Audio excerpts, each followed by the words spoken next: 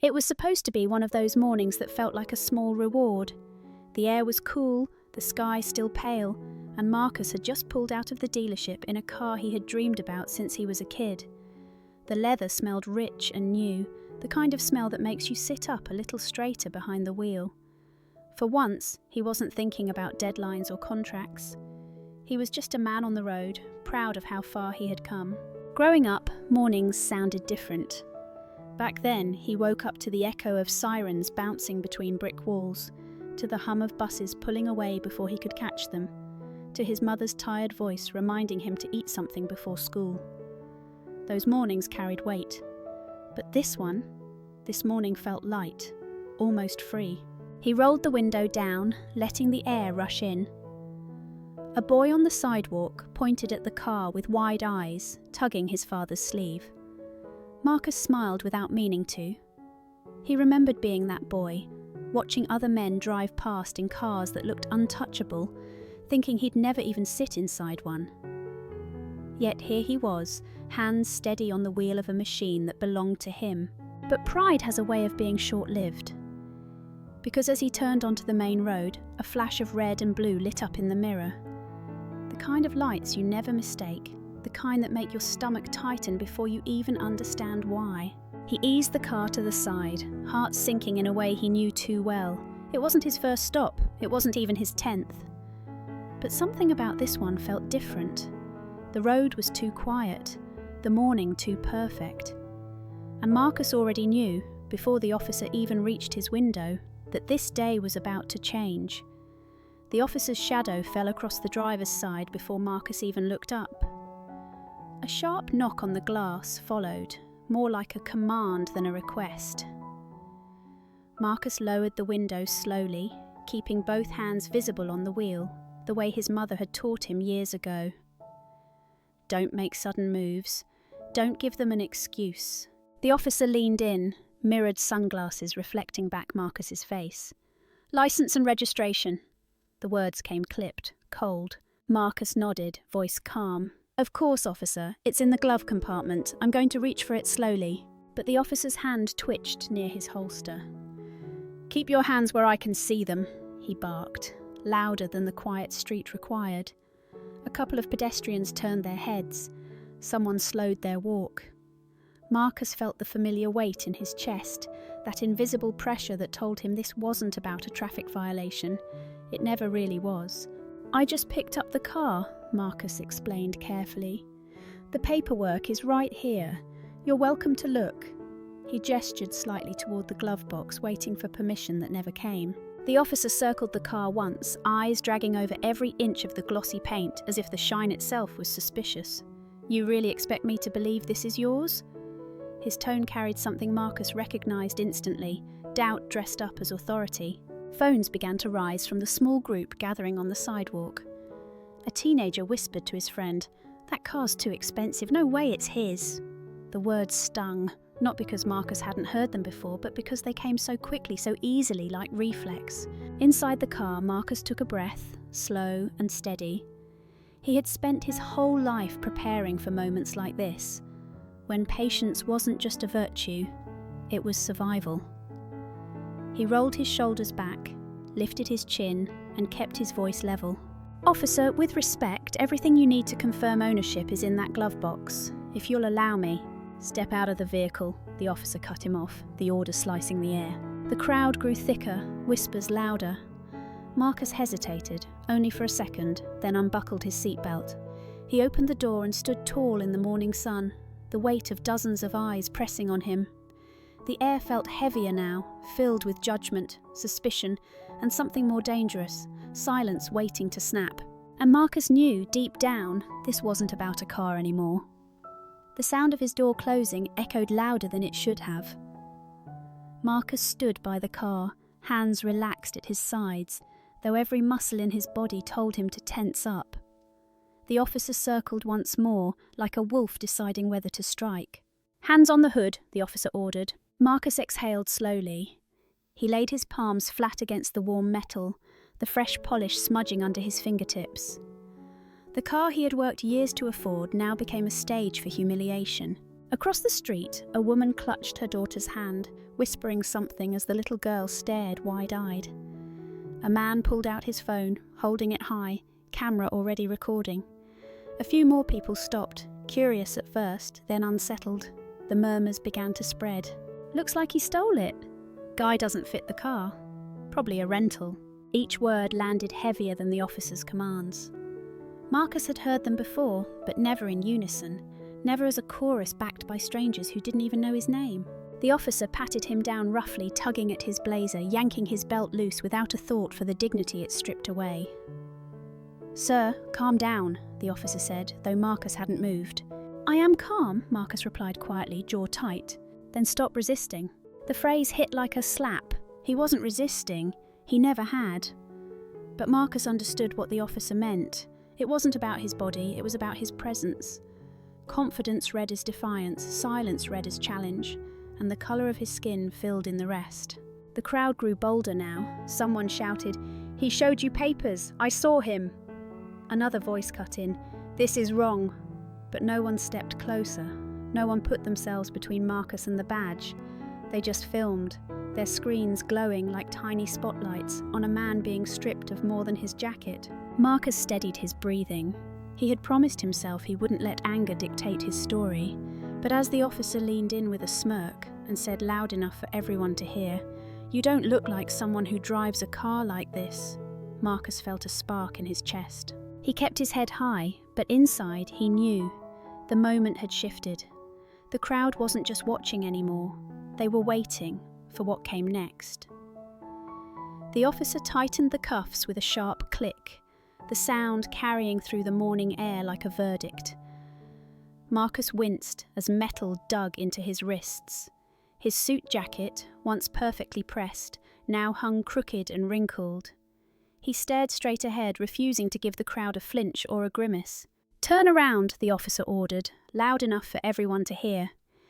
He spun Marcus roughly, displaying him like a trophy to the gathering circle of onlookers. Gasps rippled through the crowd. A young man whispered, "This is disgusting." Another muttered, "If he were white, they'd be offering him coffee." A third voice, quieter but sharper, said, "That's Marcus Cole, isn't it?" Marcus heard it but said nothing. He knew how fast whispers could spread, how quickly strangers could turn into jurors. He let the silence hang, his breath slow and steady, his shoulders squared despite the cuffs biting into his skin. The officer leaned close, his words meant for Marcus but loud enough to carry. "You people love pretending, but today you got caught." It landed harder than the metal on his wrists. Marcus shut his eyes for a brief second, his mother's voice echoing in memory. Humiliation is when they strip away everything but your name and still try to take that too. When he opened them again, the world seemed sharper. The faces in the crowd, the glow of phones raised high, the tension that hummed through the street like a live wire. He could end this now, a single phone call, one reveal, and the officer would fold. But something inside him whispered, "Not yet. Let them keep talking. Let the truth cut deeper when it comes." And then through the heavy silence, a new voice broke in. It was young, shaky, but firm. "Stop, he didn't steal that car." Heads turned.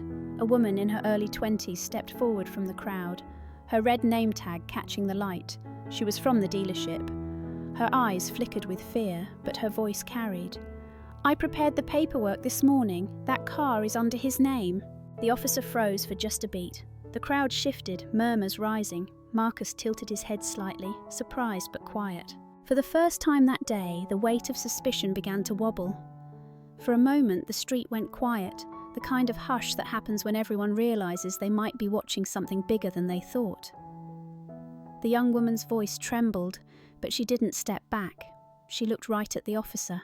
"I was there," she said, louder this time. "He signed the papers, he showed his ID. He's a registered customer. That car belongs to him."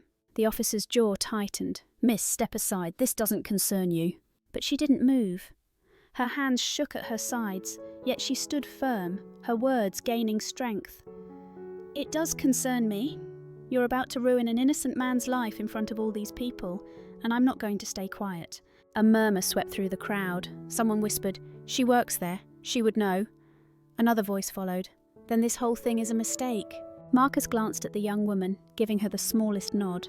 Not gratitude exactly, but recognition, the kind of look that said, I see you, I hear you. The officer shifted uncomfortably. Cameras zoomed in closer, recording every twitch of his face. The longer he hesitated, the heavier the silence became. Then, from behind the dealership's glass doors, the manager rushed out, breathless. He must have heard the noise from inside and rushed out before thinking. His eyes landed on Marcus, then on the cuffs, and his face drained of colour. "What's going on here?" he demanded. The young woman pointed toward Marcus without hesitation. "They're arresting him for stealing the car he just bought." The manager's mouth fell open. He stammered, "Mr. Cole?" His voice cracked as the realization hit him. "There's been a mistake." The crowd erupted in a wave of noise. Shouts, questions, outrage blending together. Phones were raised higher. Strangers who had doubted moments ago now looked at the officer with open disgust. And Marcus? He stood still, calm as ever, cuffs digging into his skin but posture unbroken. He didn't need to raise his voice. The truth was beginning to do that for him. The moment the manager's words slipped out, "Mr. Cole," the crowd reacted like a spark had hit dry grass. The whispers turned into shouts. "Wait, he's the owner? Did you hear that? They arrested the wrong guy. Uncuff him right now." Phones lifted higher, catching every angle. A man in a baseball cap shouted, "You're gonna regret this!" The officer's face flushed red, his sunglasses no longer hiding the panic brewing underneath. He straightened his shoulders, trying to reclaim control, but his voice cracked slightly as he barked, "Everyone step back, this is a police matter." No one moved. If anything, they leaned closer. The young employee folded her arms, standing taller now that the truth was out. The manager hovered awkwardly by the sidewalk, sweat collecting on his forehead. He kept glancing at Marcus like a man realizing he had just handed a grenade to someone with steady hands. Marcus, still cuffed, finally spoke. His voice was low, even, but it cut through the noise. "If I didn't have this name," he said slowly, "what would have happened today?" The street fell silent again. The crowd knew the answer, and so did the officer. The officer tried to recover. "This isn't about race or class or..." But someone shouted back, "Then why'd you throw his papers?" Another added, "And why the cuffs if he showed ID?" The questions piled on, sharper than any weapon. For the first time, Marcus saw something shift, not just in the crowd, but in the younger officer standing a few steps away. His eyes flickered with doubt, his hands restless at his sides. He looked at Marcus, then at his partner, and back again, like he was questioning which side of this story he wanted to be on. Marcus straightened his back, cuffs digging in, but his presence filling the space anyway. He didn't need to argue. He didn't need to shout. The truth was tilting the ground beneath the officer's boots, and everyone could see it. The officer's grip on control was slipping, and everyone knew it.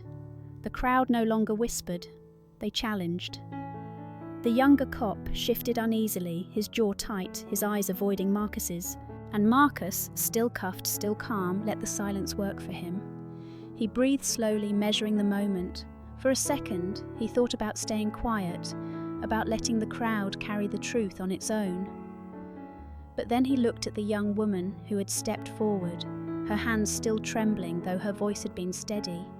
He couldn't leave her to fight this battle alone. His wrists ached from the cuffs as he shifted slightly, eyes steady on the officer.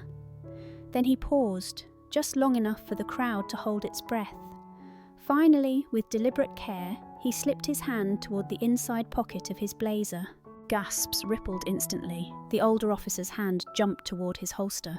"Easy," Marcus said, voice low but steady. "It's just a card." From the pocket he pulled a slim black case, the leather worn soft from years of use. He opened it, slid out a single business card, and placed it gently on the hood of the car. The gold lettering caught the sunlight, gleaming for everyone to see. The officer frowned, picked it up, read it once, then again. His lips parted, but no words came out. A voice from the crowd broke the silence. "What does it say?" Another leaned in, phone zooming close, and then the name rolled off someone's tongue like a stone dropped in water, sending ripples everywhere. Marcus Cole. Murmurs spread fast. "Wait, Cole Automotive? As in the dealerships? He owns the place. Oh my God, they cuffed the owner." The officer's face drained of colour. The younger one took a small step back, as if distance might shield him from the weight of the mistake. Marcus's voice was calm, almost too calm. "I designed this car," he said, nodding toward the sleek black coupe. "My team built the prototype. My name is on every contract that made it possible, and yet here I stand." The crowd erupted, some with outrage, others with applause, all of them with the sense that they had just witnessed a turning point. The young employee who had spoken earlier smiled through her nerves, shoulders finally easing. And Marcus? He didn't smile. Not yet. He just let the truth hang heavy in the air, undeniable and unshakable, as the officer struggled to swallow it. The officer's hand trembled as he held the card, but his pride fought harder than his reason. He tossed it back onto the hood with a scoff. "That doesn't prove anything. Anybody can print a card." The crowd groaned in disbelief. Someone shouted, "You're kidding, right?" Another voice added, "Just Google his name, he's all over the news." Phones lit up as people typed furiously, and within seconds gasps spread like a wave. Screens flashed with magazine covers, headlines, interviews. The truth was now public, undeniable. The younger officer glanced at one of the phones, his face tightening. He whispered something to his partner, but the older cop snapped, "Stay out of it." Marcus's voice cut through the noise, steady as ever. "You doubted me because of what you saw, not what you knew, and now that you know, you're still pretending it's not enough." A woman near the front called out, "Uncuff him!" The chant began small, then grew louder, echoing off the buildings. "Uncuff him! Uncuff him!" The officer's jaw clenched, sweat beading on his forehead. He tried to shout over them, "Step back! Everyone step back!" But the chant only grew stronger. The younger cop shifted again, clearly torn, his hand hovering near his partner's arm, as if to stop him from digging the hole deeper. Marcus stood tall, wrists bound but dignity intact. He didn't shout, didn't beg, he just looked the officer dead in the eye and said, "You're not losing control because of me, you're losing control because the truth showed up." The crowd roared in agreement, phones kept recording. The young employee stood at Marcus's side now, her chin lifted in quiet defiance. Even the manager, who had fumbled earlier, muttered under his breath, "This is going to cost them everything." And in that moment, everyone could feel it. The tide had turned, and no command, no barked order could push it back. The street was buzzing now, louder than any engine. Cars slowed as drivers leaned out their windows to see what was happening. News vans pulled up, cameras already rolling. What began as a quiet traffic stop had become a public spectacle. Then, a black unmarked car eased to the curb. Out stepped Detective Simmons, a man Marcus knew well, his suit wrinkled from the rush, his eyes already heavy with apology. He pushed through the crowd, his voice low but urgent. "Mr. Cole, I came as soon as I heard." The crowd erupted again, half with relief, half with anger that it had come this far. Simmons turned on the officers, his jaw set tight. "What the hell happened here?" The older officer stiffened. "We were following protocol." "Protocol?" Simmons snapped. "You cuffed a man who literally owns half the cars on this street." He gestured toward the cameras. "And you did it in front of an entire city watching." The crowd cheered, but Marcus didn't bask in it. He simply lifted his wrists, the cuffs glinting in the light, and said calmly, "This isn't about who I am. It's about what you assumed I wasn't." That line cut deeper than any badge or title. A hush fell over the street. Even the younger officer looked down at his boots, shame spreading across his face. Simmons caught it. The detective glanced at the younger officer, who couldn't even meet his eyes. Then Simmons turned back to the older cop, whose face was red with stubbornness, jaw still clenched in defiance. The contrast was stark, one man beginning to face the truth, the other still drowning in denial. Simmons quickly removed the cuffs himself, his hands almost shaking. "I'm sorry, Marcus," he murmured, but Marcus shook his head. "Don't apologise to me. Apologise to every man who doesn't have a business card that makes you believe him." The weight of his words sank in. The crowd applauded, not because they were entertained, but because they recognised truth when it stood right in front of them. Marcus rubbed his wrists, red marks burning against his skin, but his voice stayed steady. "I want a full review of every stop in this district, every complaint, every report. This doesn't end with me walking away." The cameras zoomed in, reporters leaned forward. For the first time, the officer who had mocked him earlier said nothing. His silence spoke louder than all the orders he had barked before, and Marcus knew right then the story was no longer his alone. A week later, the flashing lights and raised voices were gone. No cameras, no crowd, just the sound of sneakers squeaking on the polished floor of a high school gym. Rows of teenagers sat on bleachers, some curious, some distracted, a few leaning back like nothing could impress them. Marcus stood on the small stage, no suit this time, just a plain shirt and slacks. He didn't talk about contracts or dealerships or what happened on that street. He talked about growing up in a neighbourhood where people decided who you were before you had a chance to show them. He talked about nights when his mother worked double shifts so he could have lunch money the next day. And then his eyes landed on a boy in the front row. Hoodie pulled up, shoulders slouched, but his gaze steady. Marcus pointed gently, his voice soft but firm. You. If someone looks at you and sees less, don't waste your time proving them wrong. Spend that energy becoming so undeniable they can't look away. The boy straightened, caught off guard, and for the first time that morning his face showed a flicker of belief. Someone clapped in the back. The sound grew, spreading like a ripple until the whole gym joined in. Marcus smiled, not the proud smile of a man who won a fight, but the quiet smile of someone who knew the real victory was staying true to himself. He stepped off the stage, shaking hands with students, answering questions, listening more than he spoke. Later, as he walked across the parking lot, a little girl ran up with her phone clutched tight. "Is it true?" she asked breathlessly. "Do you really own all those cars?" Marcus crouched down to her height, his expression kind. "Some of them," he said. Then he glanced at the sky, the corners of his mouth lifting. "But what I really own is the right to never be underestimated again." Her eyes widened. He unlocked the sleek black coupe parked nearby and opened the door for her to peek inside. "Want to see what hard work feels like?" he asked with a wink. Her laughter rang out, light and free, as she climbed in for a moment, and as Marcus closed the door softly behind her, he knew the most powerful revenge was never about tearing someone down. It was about showing the next generation that they could rise higher than anyone ever expected. Lesson: never let others define your worth by their assumptions. True strength is shown not by shouting, but by standing firm with dignity until the truth speaks for itself. Thank you for staying with us until the very end of this story. I'm truly grateful for your time. If you enjoyed it, don't forget to give it a like and subscribe to the channel. I'll see you again soon, right here on Rain Inside.